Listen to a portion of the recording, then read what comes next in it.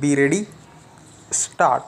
A fair and reasonable reading of the judgment delivered by this court on August 24, 2006 in special leave petition number 4957 of 2006 makes it evident that in fact this court did not record any finding that a concluded contract had come into existence between the present appellant and the respondent number 1 herein. This court noticed that on December 12, 2005, the offer made by the appellant was accepted by the respondent number 1 herein, and the same was communicated to the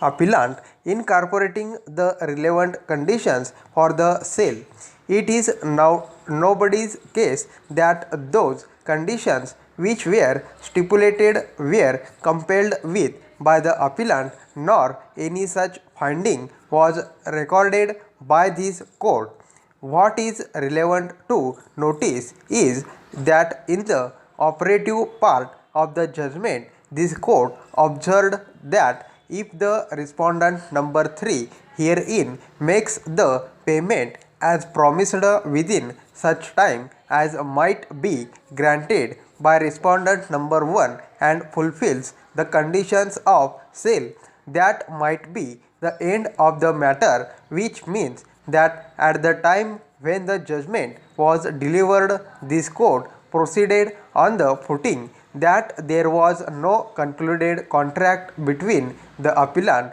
and the respondent number 1. Further, what is relevant to notice is that it was stipulated by this court that if the appellant failed to do so, it was always open to the respondent number 1 to take necessary steps to safeguard the interest, which included inter alia the consideration of the offers made by the other parties. Such weighty observations would not have been made by this court if this court in the said matter had come to the conclusion that there was a concluded contract of sale between the appellant and the respondent number 1. As this court has come to the conclusion that there was no concluded contract of sale of the mortgaged property in favor the appellant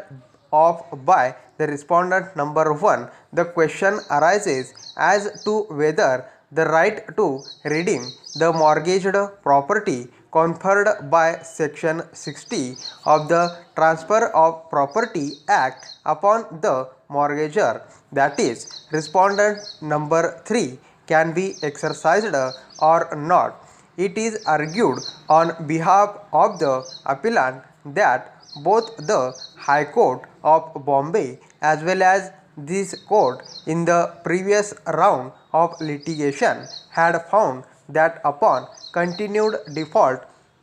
on the part of respondent number 3 in making payment of amount of loan, its properties mortgaged with respondent number 1 were attached and possession thereof was taken over legally in an action under section 29 of the State Financial Corporation Act 1951. The learned counsel for the appellant contended that the respondent number 3 had never sought to exercise its right to redeem the mortgaged property before action under section 29 of the State Financial Corporation Act 1951 was taken, or even thereafter, till it lost up to this court on August 24, 2006, when special leave petition number 4957 of 2006 was dismissed, and therefore the exercise of right to redeem which stood extinguished was not only mala-fide but also to defeat the judgment of this court stopped.